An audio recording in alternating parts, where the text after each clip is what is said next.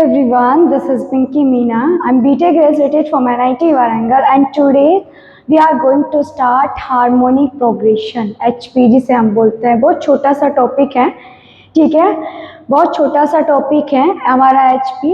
और यहाँ पर ये सिर्फ बोर्ड में आ जाता है, कभी कभी जेई मेंस तक आता है, जेई एडवांस में ये नहीं आता है, ठीक है। ये सिर्फ जेई मेंस तक हमें आता है, तो थोड़ा सा ये हमारा बचा हुआ था। बाकी एपी जीपी ऑलरेडी हम कवर कर चुके हैं, ठीक है, तो इसे भी कवर कर लेते हैं, ठीक है। अब देखो harmonic progression HP.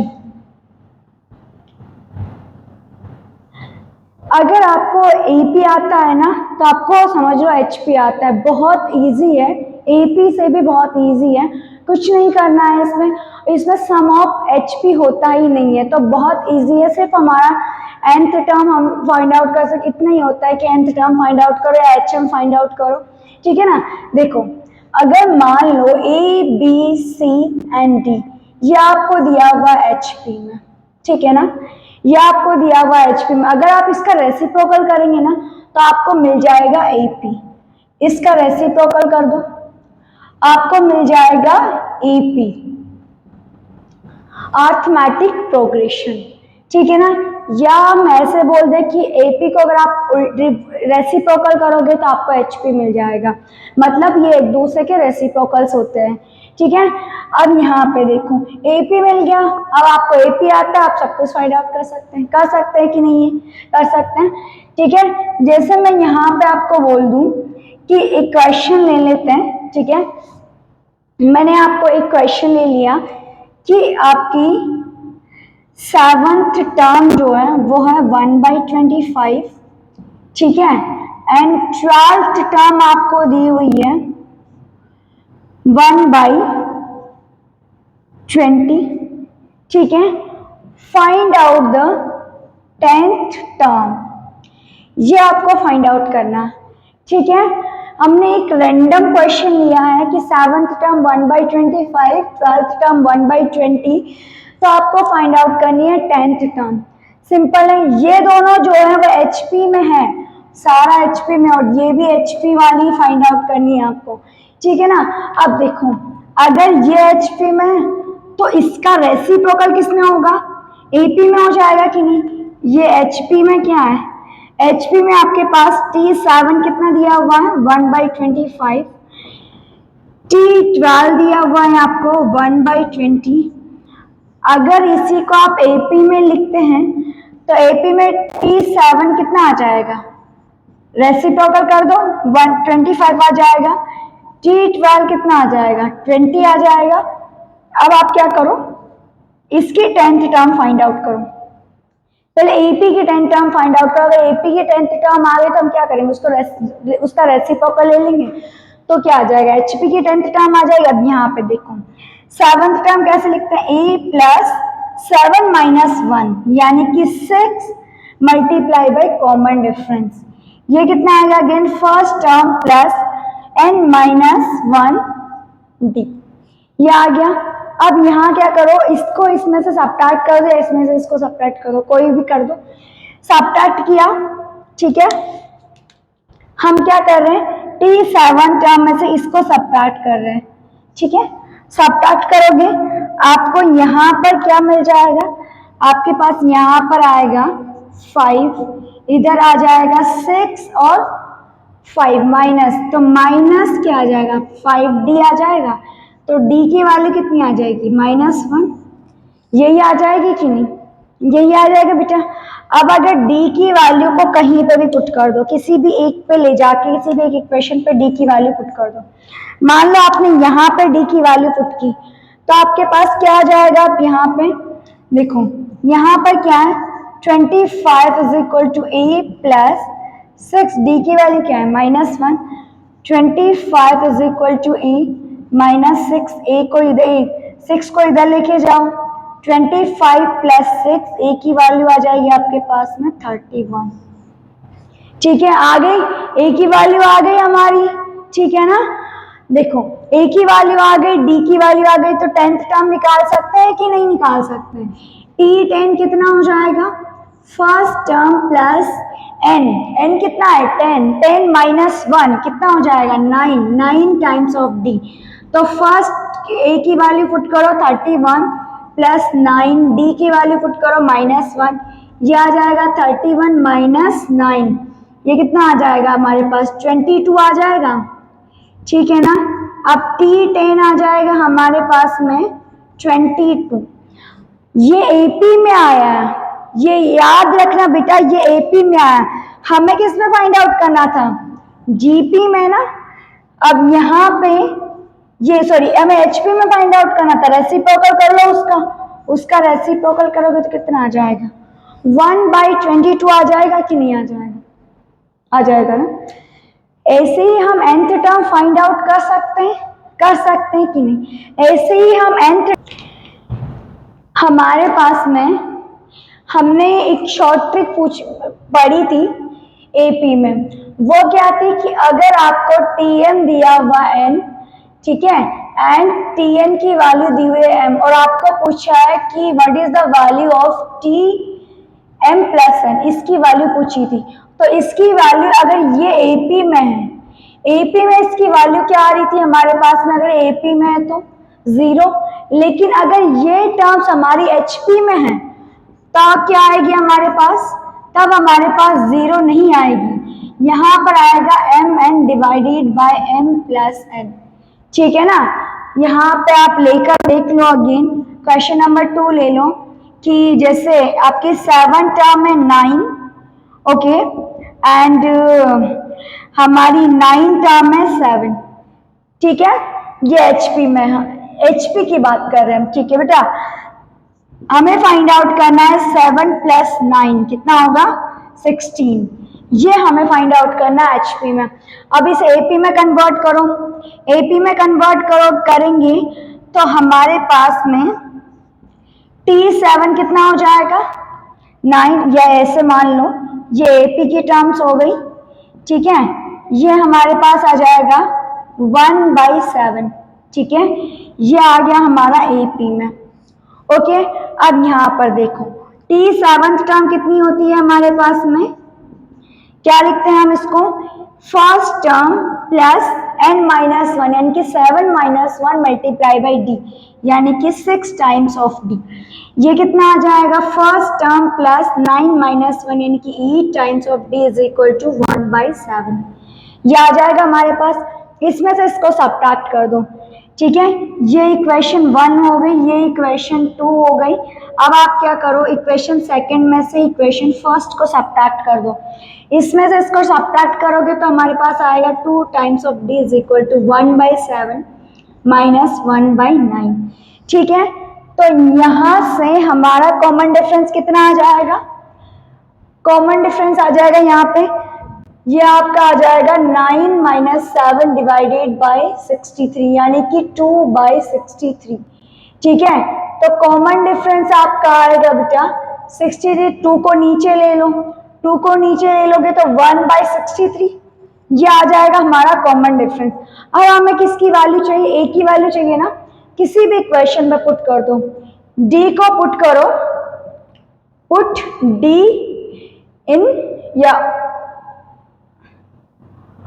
On equation first पे पुट करो, ठीक है, इक्वेशन फर्स्ट पे पुट करो डी की वैल्यू। तो इक्वेशन फर्स्ट क्या है हमारी 1/9 is equal to A plus 6 times of 1/63, ठीक है। तो ये 3 से कैंसिल आउट होगा, 3 से ये 2 टाइम्स हो जाएगा, ठीक है, और ये हो जाएगा 3 से ये 2 टाइम्स और ये 1 टाइम, ठीक है। तो हमारे पास में यहाँ कितना आ जाएगा, यहाँ पर हमारे पास में 1/9 is equal to A plus 2/21 आएगा। ए की वैल्यू चाहिए, उसे इधर लेके आओ, 1/9 माइनस 2/21 ये आएगा। इसका एलसीएम कितना आ जाएगा, इसका एलसीएम आएगा आपके पास में 63, ठीक है, 63, तो ये 7 टाइम्स हो जाएगा और ये 23 63 होता है ना, 3 मल्टीप्लाई बाई 2 ये 6 यानी कि अगेन 1/63 आ गया हमारे पास। ए की वैल्यू भी अगेन कितनी आ गई है 1/63। ठीक है, d की वैल्यू भी कितनी आ रही थी, 1/63। ठीक है, हमें किसकी वैल्यू फाइंड आउट करनी थी, T16 के लिए फॉर्मूला लिखो, कितना आएगा, फर्स्ट प्लस n-1 यानी कि 15 टाइम्स ऑफ d। ठीक है, अब यहाँ पर ये एपी में फाइंड आउट कर रहे हैं फिलहाल, उसके बाद रेसिप्रोकल कर देंगे। ठीक है, तो वो जीपी में चेंज, एचपी में चेंज हो जाएगा। ठीक है, फर्स्ट टर्म कितनी है, 1/63 प्लस 15 मल्टीप्लाई बाय, ये भी कितना आ रहा है, 1/63। ठीक है, अब यहाँ पर हमारे पास में T16 आ जाएगा, 1/63 को लो कॉमन, यहाँ पे बचेगा 1 और यहाँ बचेगा 15, तो हमारे पास T16 कितना आ जाएगा, 1/63 और ये हो जाएगा 16, यानी कि आ जाएगा हमारे पास 16/63। ये किसमें है, ये एपी की टर्म है बेटा, T16 एपी की है। ओके, और ये एचपी वाली टर्म कितनी हो जाएगी, 63 डिवाइडेड बाई 16। ये तो हमारा प्रॉपर मेथड से हो गया। अब हमारा शॉर्टकट क्या था, हमारा शॉर्टकट क्या था, ठीक है, शॉर्टकट देखो, शॉर्टकट था हमारा कि Tm प्लस n होगा mn divided by m plus n। ठीक है, तो यहाँ पे T16 कितना आ जाएगा, n कितना है हमारे पास में, 9 multiply by 7 divided by 9 plus 7। ठीक है, ये आ जाएगी, कितना आ गया हमारे पास, 16/16। तो ये जो इतना सारा हमने इतना बड़ा मेथड किया है, वो हमारा एक लाइन में, एक स्टेप में कंप्लीट हो गया है। हमारा आंसर यही आया ना, यहाँ से भी तो यही आ रहा है, यहाँ से भी यही आ रहा है। ठीक है ना, तो ये है हमारा शॉर्ट ट्रिक। शॉर्ट ट्रिक से बहुत इजीली हो जाता है। तो आपको अगर अपना टाइम बचाना है तो आप ये याद रखें। ठीक है बेटा, अगर आपको अपना टाइम बचाना है तो ये याद रखें, ये एचपी में होता है और ये होता है इन केस ऑफ एपी। अगर आपकी टर्म्स जो है वो एपी में है तो ये कितना आ जाएगा, 0 एपी में, और अगर टर्म जो है वो एचपी में दी हुई है तो एचपी में ये आएगा हमारे पास mn divided by m plus n। हो गया, ठीक है ना, बहुत इजी तरीके से हमने कर लिया। इतना बड़ा जो मेथड था, इतना कैलकुलेशन करने के बाद हमारा आंसर आया था। शॉर्टकट मेथड या शॉर्ट ट्रिक्स यूज करने से हमारा आंसर सिर्फ एक स्टेप में आ जा रहा है।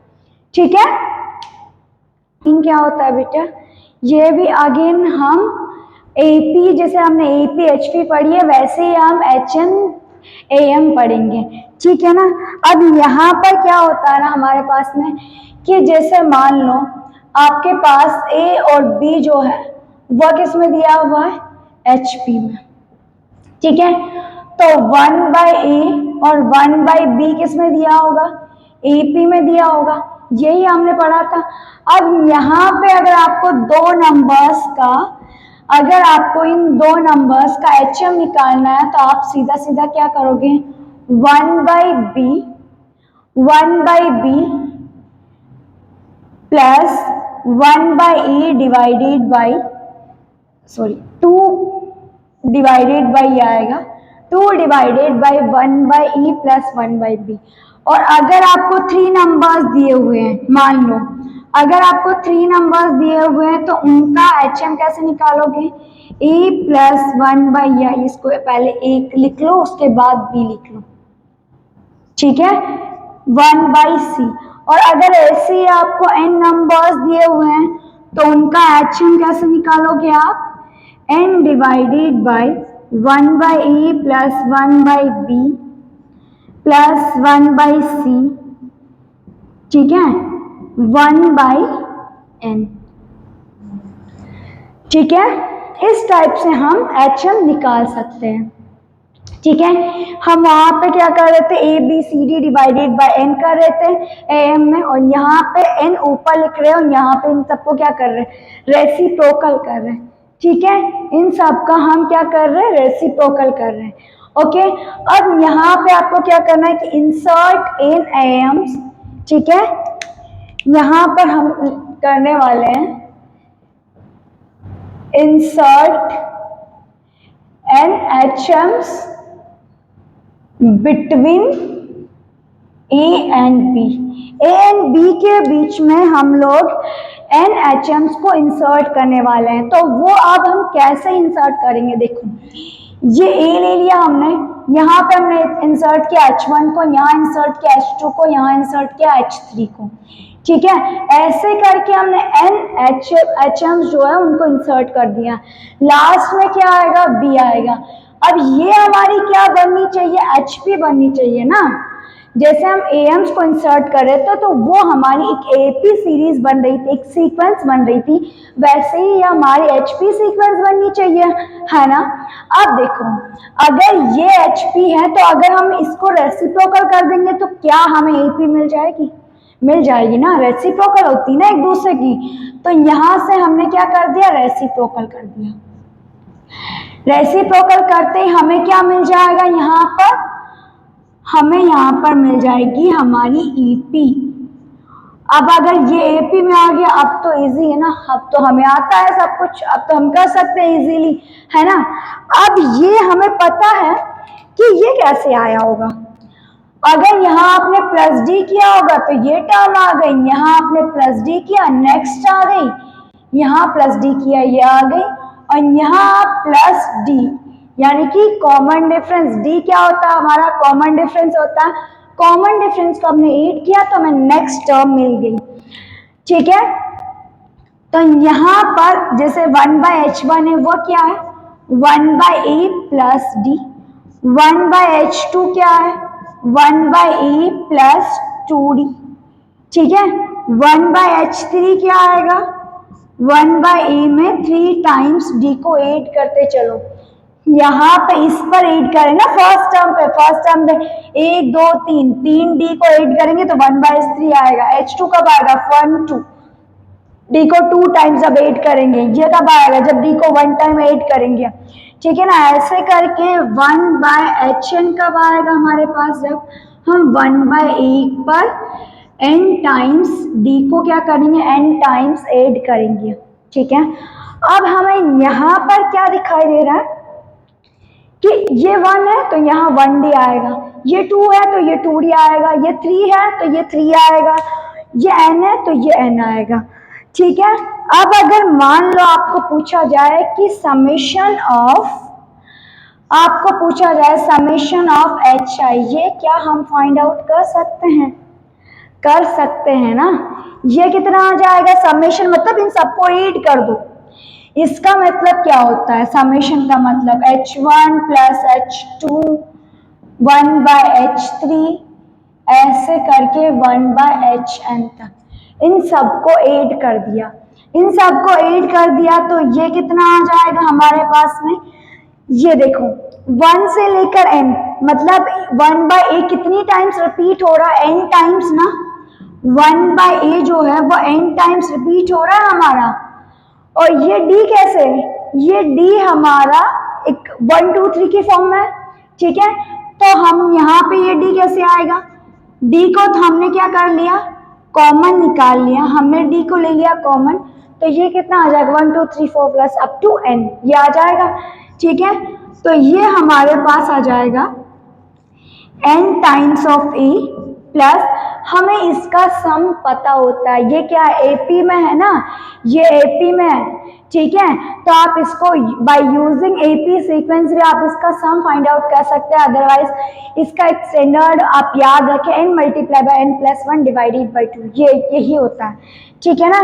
n multiply by n plus 1 divided by 2 यही होता है, ठीक है। इसका सम जो होता है 1 to n वो इतना होता है, ठीक है।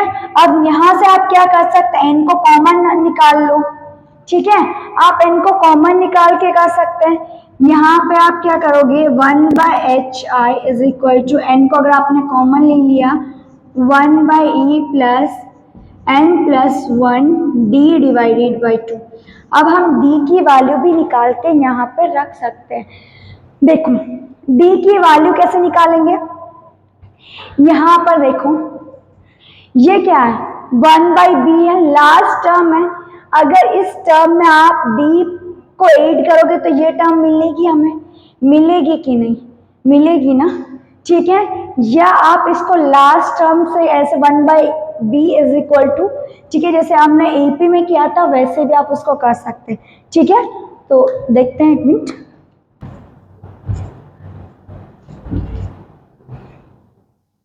अब यहाँ पर देखो, हमें वहां पे हमारे पास क्या है, डी की वैल्यू नहीं है हमारे पास, तो हम डी की वैल्यू पहले फाइंड आउट करें। डी की वैल्यू कैसे फाइंड आउट करेंगे, यहाँ पर देखो 1/b क्या होता है, 1/b होता है कि 1/hn में अगर आपने d को ऐड कर दिया ना तो हमें 1/b मिल जाएगा, इतना हमें पता है, ठीक है। 1/hn की वैल्यू यहाँ से रखो, 1/hn क्या है, यही है ना हमारा 1/hn की वैल्यू, यहाँ से पुट करो 1/e plus N D plus D, ठीक है। ये हमने 1/hn की वैल्यू पुट कर दी। 1/a is equal to 1/b is equal to 1/e plus ये कितना आ जाएगा, d को कॉमन आउट ले लो, n+1 हो जाएगा। इसको क्या करो, इसको इधर लेके आओ, इसको इधर लेके आओगे 1/b minus 1/e is equal to n+1 multiply by D, ये आएगा हमारे पास, यही आएगा।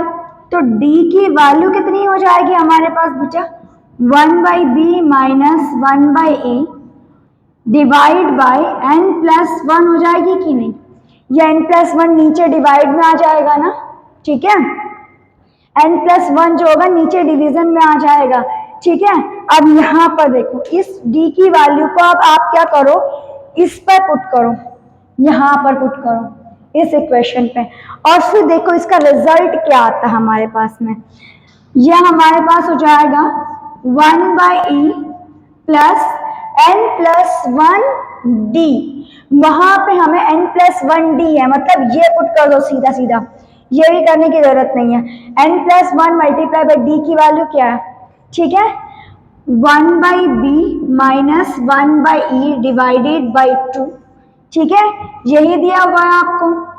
यहाँ पर कितना आ जाएगा, ये डिवाइडेड 2 है तो ये आ जाएगा आपका 2 times of a plus 1/2 times of b, ठीक है, ये आ जाएगा। अब आप इसे सिंप्लीफाई करना चाहो तो आप इसे सिंप्लीफाई करके आप इसे ऐसे भी लिख सकते हो, a plus B divided by 2 times of A B, ठीक है, a n multiply by a plus B, ठीक है, divided by A B 2ab। वैसे का आप इसको सिंप्लीफाई करना चाहो सिंप्लीफाई करके लिख दो, आप ऐसे लिखना चाहो आप ऐसे लिख सकते हैं, आपकी मर्जी है कि आपको कैसे लिखना है। मैं आपको मेथड बता दिया कि आप इस टाइप से इसे सॉल्व कर सकते हैं, ठीक है ना। जब हमने HP की बात की तो HP में हमारे पास D की वैल्यू कितनी आई है, 1/b minus 1/e divided by n+1, ठीक है, या ठीक है। और हमने GP की बात की तो GP पे हमारे पास R की वैल्यू क्या आ रही थी, b/e पावर 1/n+1, ठीक है। और जब हमने AP में हमारे पास D की वैल्यू कितनी आ रही थी, ठीक है, AP में हमारे पास D की वैल्यू कितनी आ रही थी, n+1 divided by a plus b, 1 second, 1 minute,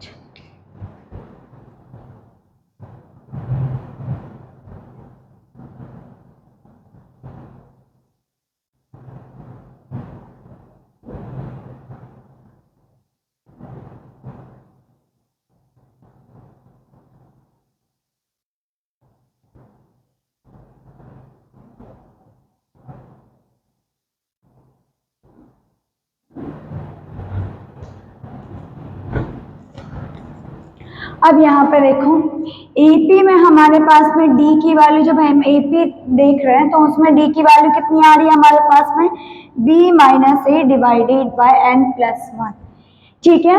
वैसे ही अगर हमने जब हमने समेशन ऑफ AI देखा, ठीक है, तो यहाँ पे हमारे पास कितना आ रहा था, n multiply by am of EB, AB का am, ठीक है। और जब हमने यहाँ पे समेशन ऑफ सॉरी, यहाँ पे GI में क्या होता है, मल्टीप्लीकेशन होता है ना, मल्टीप्लीकेशन ऑफ GI मतलब सारे जो GMs है थे उनकी जब हमने मल्टीप्लाई किया, सारे GMs को जब हमने मल्टीप्लाई किया तो हमारे पास कितना आ रहा था, GM of AB whole power n। ठीक है, ये आ रहा था हमारे पास में। और अभी हमने फाइंड आउट किया कि 1/hi, ये कितना आ रहा है हमारे पास में, n divided by HM of AB का HM, मतलब कि ये यहाँ पे कितना होता है, AM कितना होगा इसका, A और B का AM कितना होता है, A plus B divided by 2, यही होता है। GM कितना होता है AB का, AB root AB whole power n, यानी कि हम लिख सकते हैं AB whole power n by 2। ठीक है, अब यहाँ पर देखो HM कितना होता है, HM हमारे पास होता है 2AB divided by A plus B। ठीक है, n multiply by A plus B divided by 2 times of AB, ये हमारे पास हो जाएगा HM। ठीक है, ये हमारा HM ऑफ AB होता है बेटा।